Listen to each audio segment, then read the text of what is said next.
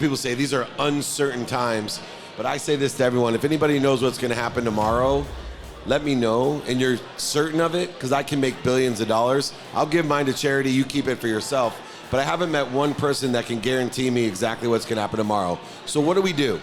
We take inventory of our mindset, our heart set, and what we can do by understanding what our skills are, our knowledge is, and that's what you did. Your skills, your knowledge of not just what, but who we know, and our desire. Talk about 5X, I've had about 100X of what I do by looking inside, not outside.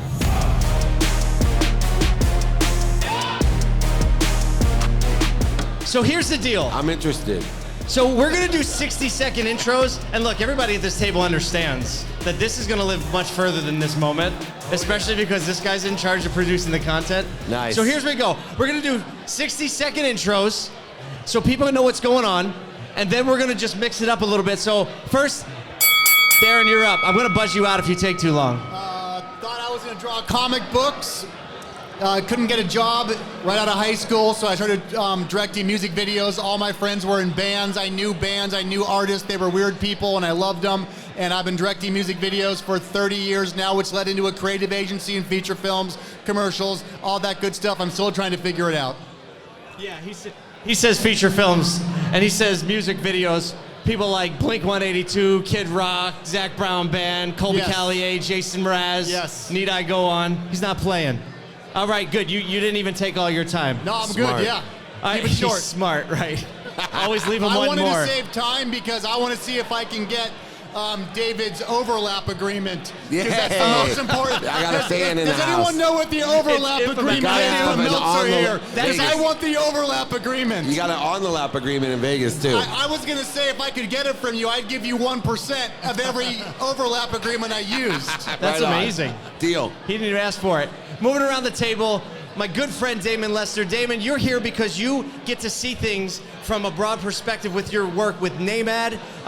You get to work in Washington, D.C. You get to work for a lot, and I think you just have a good perspective, but give the people 60 seconds, and you better mention the triathlons. Oh man, Damon Lester, a 3-time triathlete. Let's go. Training for the New York Marathon right now, November 7th. Getting ready in Vegas, grinding away here with Paul. I am a CPA, I'm a dealership owner, I'm a family man. I got a whole bunch of other shit that's going on right now. And he's I'm good also looking. I'm also a lobbyist advocating for auto dealers across this country. Let's go. Oh man, I lost my air horn. There we go. All right, last but certainly not least is my pretty recent friend. We met in Syracuse, which is a strange place for Dave to be, but I live there, so it wasn't strange for me to be there. And we've been fast friends. You've helped me a lot in business as my business coach. You help a lot of the people actually that are in this room via people like Glenn Lundy, via events like this. But everyone always asks me, what does Dave actually do? And I'm actually not that good at explaining it, so I'm gonna let you do it. Who is Dave Meltzer? What do you actually do? Yeah, I'm on a mission to empower over 1 billion people to be happy by utilizing all the content I do, movies, TV, my podcast, the books, the speaking, the coaching. It's all for one purpose, to empower people like you guys with the lessons, what I call the dummy tax that I paid, so that you can share it with others so they can make a lot of money, help a lot of people, and have a lot of fun. There you go. Appreciate that, You, Dave. you guys are all great at keeping your time. This is going to be awesome. All right. Okay, so I know, it's so serious. All right, so here's the deal. We're talking about this concept of trouble and troublemaking, and you and I had a conversation where you said the world is actually tipped sideways, and you had some thinking behind that, and I think it'd be really great if you started off the conversation and shared that with us. Well, I think maybe it came from always running my own business, which always felt crazy, and it's all I've ever done, and didn't have the luxury of mentors and stuff like that. So it's always felt pretty crazy for the last 30 years now, but let's say 28 and a half years. When COVID hit, and we lost like 85% of our business and everything just went, but for the first time in my life, I felt normal. It didn't scare me. And for the first time, I could look at my wife and go, this wasn't one of my stupid ideas that ruined everything. It actually felt pretty good. But I looked around and the rest of the world looked like I looked, trying to run a business. The whole world had flipped. It felt normal for me, but I was watching other people just freaking out. And that's when it really hit me like, wow, entrepreneurs or just business owners, we live in this state of craziness every single day. The whole world has done that. What I was saying to you was, it's doing this right now. It's not landed. It's flipping, hasn't landed yet. And I think while it's doing that, there's an opportunity to just go for everything. Really just do everything, just go for it, because we're not gonna know what the rules are until it lands. And I think we've got some time before it lands and settles. So in the meantime, this is a great time to be wild, because in one sense, the bar is pretty low to be wild, to be a troublemaker. I mean, just going to work at this point is being a troublemaker. That's a pretty strong statement. Just going to work is being a troublemaker. Well, I travel when COVID hit, I was like, well, I better get to work. No one ever stopped me from traveling. I was waiting for the rules. No airline ever stopped me. No one asked me for any papers. No one, I traveled more during COVID than I had in the last 5 years. I kept thinking somebody was gonna stop me. And then we 5X'd the company. We lost 85%, and then we 5X'd. And I think it was because the bar really was so low. Who was going to show up? So we just started showing up. I think at that point right now, David, something that you show me and you teach me is about how to understand an opportunity and how to really find the value in the opportunity. So what have you seen as far as the opportunities that have happened as the world is, as Darren said, on its side? You know, it's interesting because I think that the acceleration of change is the difference. Change is always there. I love when people say these are uncertain times, but I say this to everyone. If anybody knows what's going to happen tomorrow, let me know, and you're certain of it, because I can make billions of dollars. I'll give mine to charity, you keep it for yourself. But I haven't met one person that can guarantee me exactly what's going to happen tomorrow. So what do? We take inventory of our mindset, our heart set, and what we can do by understanding what our skills are, our knowledge is, and that's what you did. Your skills, your knowledge of not just what, but who we know, and our desire. And if we can align that with and find the synergy, the supplementary value of three things: what's doing well today, what's stable today, and what we think will be doing well in the future. And through these circumstances of accelerated change, the people that had vision of understanding what skills they had and applied it to what's doing well today, which is different than what was doing well yesterday. That's true. The stable stuff's the easiest. Go look at the stock market, find a company that hasn't moved in the last 12 months, you know it's stable. You can handle it. And then I saw some great lottery tickets through the pandemic. For me, it's like esports, gambling, things that I saw that were gonna really take off. And I've never had a better, talk about 5X, I've had about 100X of what I do by looking inside, not outside. Oh, love it. Interesting perspective. Love it. Inside and outside. Damon, you spend a lot of time, so the perspective you have is you spend a lot of time around DC and the people who are trying their best to protect the way that it was. What are you seeing, what are you seeing shaking up there? Are you seeing any crack in the way that it was, or are they still trying to hold on? I think right now, I'm gonna piggyback off what Glenn said earlier. Look, tomorrow's not promised, right? And if we didn't learn something through the past 18 months is that we had to all reinvent ourselves. And if we didn't reinvent ourselves, we're at a lost position, right? So what I see what's happening now is our industry is, to your point, is flipping, and it's flipping kind of against us. You see manufacturers are going to this digital retailing. Digital retailing is very real. Digital retailing is very real, and it's to a point that it will disrupt our business if they're not prepared. And if we're not prepared, what's going to happen is we will all be only certified pre-owned dealerships selling those particular franchises. And so we have to be able to be prepared to be able to attack that model, although it's not wrong, but we have to all reinvent ourselves and create our own digital retailing model to protect Mr. and Mrs. Customer. I like how you said it's flipping on us as an industry. You're saying it's flipping.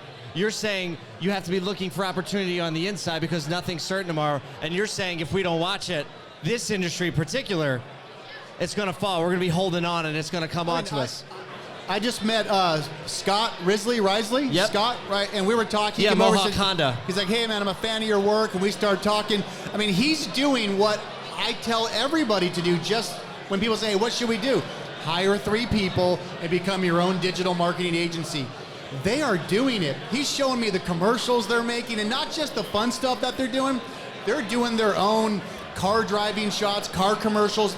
And so now, I grew up in Southern California where literally 90% of every car commercial is shot on Potrero Road in Westlake Village. That's for real. It's the easiest to get permits. You can go shoot there. 90% of every car commercial is shot there. They're shooting their cars to their local audience in their landmarks, in their town, in their community. That is such a layup, and it's so smart. They're crushing it. And you know what? Yeah, it's going to be a $250,000 investment. That's going to be nothing. It's already in the coming nothing. years. When you say already $250,000 investment, do you have any idea the budgets that auto dealers work with?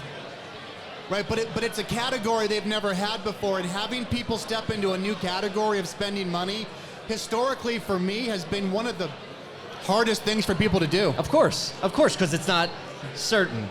They're certain of what's going to happen tomorrow, right? But the truth is that they're not. So, okay, let's talk about this concept of being a troublemaker, being someone that's willing to break out. And we're going to start with you, Dave. What is the definition of a troublemaker to you? Who is that person that's willing to go for it? For me, it's and it applies to the content that's being created. It's a Shakespearean revival, in my opinion. Those that are daring enough, a Shakespearean revival in the sense that those that are brave enough to thine own self be true. Instead of everybody trying to please the masses, and I'll use an example outside of your industry. I love Dr. Pimple Popper, and let me tell you why. I just watched Right, it for the and I'll first tell you time. why. For the first time, you know who it is? Yeah. My kids know who that is. So we have Dave Meltzer and my 8-year-old paying attention to the same content.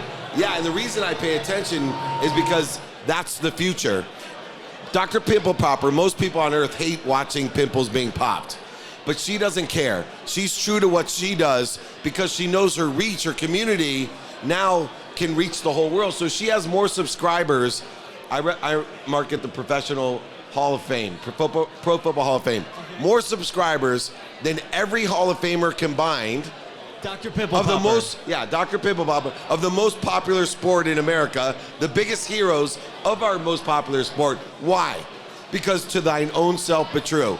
See, all the aggregated, segregated ideas of trying to please everyone, if you are just true to yourself and build your community for the value that you can provide, like they're doing upstate New York, or to who you are, because we can reach 7 billion people, if you just have the smallest slice of that, you now have the biggest dealership in the world.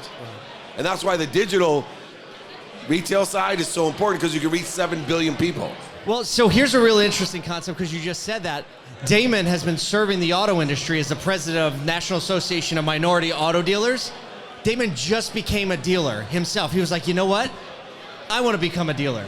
And so now he has Nissan of Bowie right outside Washington, D.C. So what you just said is some relatively obscure Nissan dealer in Washington, D.C. Damon can do that, Yeah. right? You're the Warren Moon of Nissan, man. That's right. Pretty much. And that's what we are doing, right? So we had to go from the traditional model and to create an environment where people feel convenient, where it's convenient for them, not convenient for us. Right. Right? And so everyone is into this convenience. We talked about Amazon Prime. We'll pay an extra $10 to do that, right? During the recession, we were paying God knows what for toilet paper. Right? But we did it for convenience because it was Amazon. You couldn't have it available.